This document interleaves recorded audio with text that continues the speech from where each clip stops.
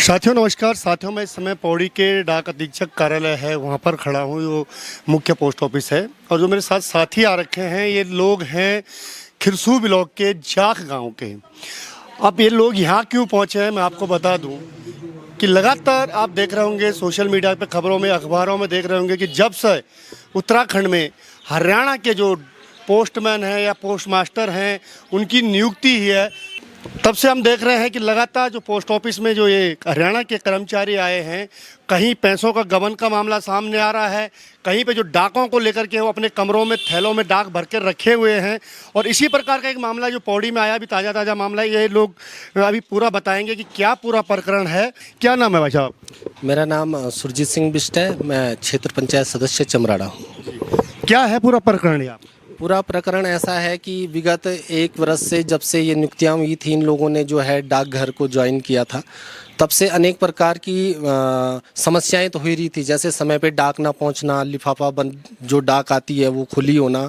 और हाल ही के दिनों में तो ये मामले देखने को मिले कि जो लोग खाता धारक हैं पोस्ट ऑफिस से, जो नियमित रूप से उसमें एंट्रियां नहीं करा पा रहे थे विगत 1-2 साल से, जो लोग बाहरी राज्यों में रह रहे थे, उनके खातों से इन्होंने फर्जी विड्रॉल भर के और फर्जी गवाह के साइन करके जो है उनके खातों से धन निकासी की है।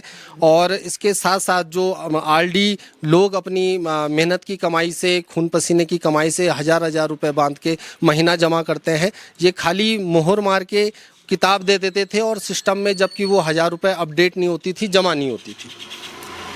अभी तक कितने मामला ऐसा है, कितना लगा कि आप कितने लोगों का पैसा इन लोगों ने जमा नहीं किया और वो खुद खा गए? जो प्रारंभिक जांच अभी डाकघर पौड़ी कर रहा है, जो उनके अधिकारी कर रहे हैं, उसमें अभी 2 ही ऐसे खाते निकल के आए हैं जिसमें अवैध रूप से धन निकासी हुई है, और बाकी जो शेष खाता धारक हैं उनके खातों की जांच चल रही है। और आज अधीक्षक महोदय से हम मिलने आए थे इन्हीं सारे तमाम विषयों को लेके, तो हमने ये उनसे रिक्वेस्ट भी की है और चेतावनी भी कह सकते हैं ये दी है कि 10 दिन के भीतर आपकी विभागीय जाँच पूरी हो और ये जाँच जो है सार्वजनिक हो जानी चाहिए, ताकि उन पर आगे जो वैधानिक कार्यवाही है वो अमल में लाई जा सके। अभी आप लोग कह रहे थे कि जिस प्रकार से हम इनकी शिकायत करते हैं उसके बाद धमकाने भी आते हैं, क्या है ये? जी, धमकाने का ऐसा प्रकरण है कि जैसे गांव में सर आप बुजुर्ग लोग ही बचे हैं और बहुत ज़्यादा जनसंख्या रह नहीं गई है, युवा तो खासकर रोजगार के लिए बाहरी प्रदेशों की ओर रुख कर ही रहे हैं। तो ये लोग क्या करते हैं, इनके पास जो मोटरसाइकिलें हैं उनके साइलेंसर बिल्कुल निकाल के, जिस प्रकार से कांवड़ में लोग आते हैं और एक शांत वातावरण जो गांव का रहता है, बहुत तेज़ी से बाइक चला के, वो साइलेंसर ना होने की वजह से जो बहुत तेज़ आवाज़ आती है उससे बहुत डिस्टर्बेंस होता है। और अगर इस संदर्भ में या इनका जो विभागीय कार्य है उसके लिए कोई अगर इनको कभी कुछ चेताता था तो ये उसको भी आंख दिखाते थे और धमकाने का काम करते थे। तो देखा साथियों किस प्रकार से हम देख रहे हैं कि जब 4 धाम यात्रा चलती है, ऋषिकेश की बात करें, वहाँ बात करें, जो हरियाणा के पर्यटक आते हैं वो लगातार वहाँ बदतमीजी वहाँ पे होती है। कभी हरियाणा के पर्यटकों के साथ यहाँ के लोग बदतमीजी करते हैं। लेकिन जिस प्रकार के प्रकरण अब ग्रामीण क्षेत्रों में जो शांत वादियाँ हैं पहाड़ों की, और वहाँ वो लोग इसी प्रकार के कृत्य कर रहे हैं, तो कहीं ना कहीं ये पहाड़ों के लिए सुखद नहीं है। और इस प्रकार की जो ये डाकघरों में जो गाँव की जमा पूंजी है, गाँव के लोगों के डाके हैं, उनके साथ भी घोलमाल कर रहे हैं, तो ये बहुत बड़ा मामला अब प्रकाश में आ रहा है। इसके लिए बहुत जल्दी सरकार को सोचना पड़ेगा कि क्या शांतवादियों में इस प्रकार की जो गतिविधियां हो रही हैं उनको किस प्रकार से रोका जाए। कई हरियाणा के युवकों के साथ यहाँ की युवतियां भाग गई हैं, कई हरियाणा के युवकों के साथ यहाँ की महिलाएं उनको भगा के ले जा रहे हैं। तो इस प्रकार के बहुत सारे कारनामे यहाँ पर देखने को मिल रहे हैं और ये एक नया विवाद को ये जन्म दे रहा है कि जो हरियाणा के कर्मचारी डाकघरों में हो किस प्रकार के कार्य ग्रामीण क्षेत्रों में कर रहे हैं। आइए बात करके जो यहाँ के डाक अधीक्षक है उनका भी कहना है कि कहीं ना कहीं ये जो मामला सामने आया इसकी हम जांच करेंगे और जांच में जो तथ्य सामने आएंगे उसके बाद कार्रवाई की जाएगी। खिरसू ब्लॉक के जाक के लोग आपके पास आए थे, क्या शिकायत है, क्या मामला? जाक में कुछ मामला संज्ञान में है, वहाँ पे कुछ पैसों का गबन का मामला संज्ञान में है, तो हमारी जांच जारी है। तो जल्दी से हम वहाँ पे जैसे ही जांच कंप्लीट होती है हम उसके बाद आपको बताएंगे कि आगे क्या करें। मेरे साथ एक ग्राम प्रधान में उसी क्षेत्र के, क्या है पूरा मामला, क्या देख रहे हैं इस प्रकार से? जी, जैसे आपने देखा होगा कि ग्राम सभा जाक के जो मुख्य डाकघर है उसमें वित्तीय अनियमितताएं पाई गई और वो डाक कर्मचारियों के द्वारा ही किया गया। और जिस तरह से आपने देखा होगा कि उत्तराखंड के अन्य जिलों में भी इस तरह की घटनाएं हुई हैं और ये बहुत ही शर्मनाक घटनाएं हैं। पहले क्या होता था, हमारे जो भी गांव का ग्रामीण इस फील्ड में जुड़ा रहता था, चाहे जो भी कर्मचारी था, वो उस पर लोगों का बहुत विश्वास रहता था। चाहे डाक हो, चाहे डाक पार्सल हो, चाहे मनी ऑर्डर हो, बहुत ही विश्वसनीय तरीके से वो पहुंचाते थे। आज की डेट में देखा गया है कि हरियाणा से जो कोरोना के टाइम पे पास आउट हुए हैं और बिना परीक्षा दिए हुए लोग 80-90%, 99% के लोगों को जबरन यहाँ उत्तराखंड में बिठाया गया है और हमारे बच्चे यहाँ बेरोजगार हैं, शिक्षित बेरोजगार हैं।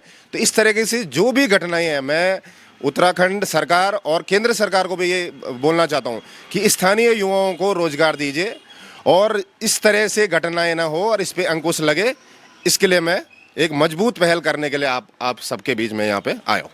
अभी आपने डाक अधीक्षक से एक शिकायत की कि किस प्रकार से वो बदतमीजी भी तुम बोल रहे हो कि गांव के लोगों के साथ की जा रही है। मेरे सामने एक मामला आया था। स्थानीय लोगों ने जब मुझे शिकायत की कि ये लोग ना तो डाक पहुंचाते हैं और डाक पहुंचाते हैं तो खुली डाक पहुंचाते हैं और 20-21 दिन के बाद भी देते हैं। तो जब स्थानीय लोगों ने कहा कि मेरी डाक खुली क्यों है, क्योंकि डाक कई बार कॉन्फिडेंशियल होती हैं, मनी ऑर्डर भी होता है, तो स्थानीय लोगों को मुख्य डाक करके जो नए कर्मचारी हैं हरियाणा से आए हुए, अपनी ठेठ भाषा में कह रहे तो क्या कर लेगा, हमको जानता नहीं है, और धमकी देने घर तक पहुंचते हैं। और इस तरीके से जो ये धमकी दी जा रही है, ये बिल्कुल सही नहीं है। हम ये भी कहना चाहता हूँ, साथ एक शिकायत और आई थी इनकी कि डाक अमुक व्यक्ति तक ना देकर किसी दुकान में या उस गांव के किसी व्यक्ति तक दी जाती है। ये सरासर गलत है और पूरी व्यवस्थाएं पोस्ट ऑफिस की बिल्कुल फेल हो चुकी हैं। मेरा मुख्य डाकघर जो महानिदेशक हैं देहरादून, उनसे भी कहना चाहता हूं कि इस दिशा को सही करने के लिए ध्यान दीजिए, और अगर आप ध्यान नहीं देंगे तो फिर उत्तराखंड प्रधान संगठन अपने स्तर से काम करेगा। जी, तो ये थे प्रधान संघ के उपाध्यक्ष हैं। और जिस प्रकार से हम देख रहे हैं कि लगातार जो डाकघरों की शिकायतें आने लगी हैं, कहीं बोरों में डाकें मिल रही हैं, कहीं डाकें खुली मिल रही हैं, कहीं पैसों का गमन हो रहा है, कहीं लड़कियों को भगाने का मामला हो रहा है। अब एक ये नया विवाद उत्तराखंड का हरियाणा से जुड़ गया है। इसके साथ साथ मैं माननीय मुख्यमंत्री श्रीमान पुष्कर सिंह धामी जी से ये निवेदन करना चाहूँगा कि जब भी कोई विधानसभा सत्र होता है तो सदन में आप डेमोग्राफी के लेके, डेमोग्राफी जो बदल रही है पूरे राज्य की, उस पर बहुत चर्चा करते हैं, बात करते हैं। लेकिन माननीय मुख्यमंत्री जी, मैं ये बता दूं कि खाली सदन में चर्चा करके इस उत्तराखंड की डेमोग्राफी जो बदल रही है वो नहीं रुकने वाली।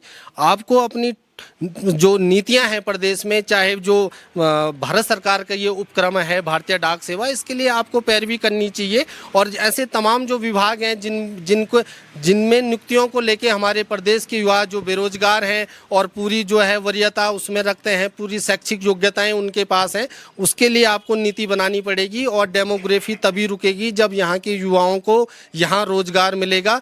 इसके साथ साथ ही उत्तराखंड का भविष्य बच सकता है, यहाँ की संस्कृति बच सकती है। इसके लिए सरकार को काम करना पड़ेगा। हिमालय प्लस के लिए पौड़ी से मैं प्रमोद खंडूड़ी।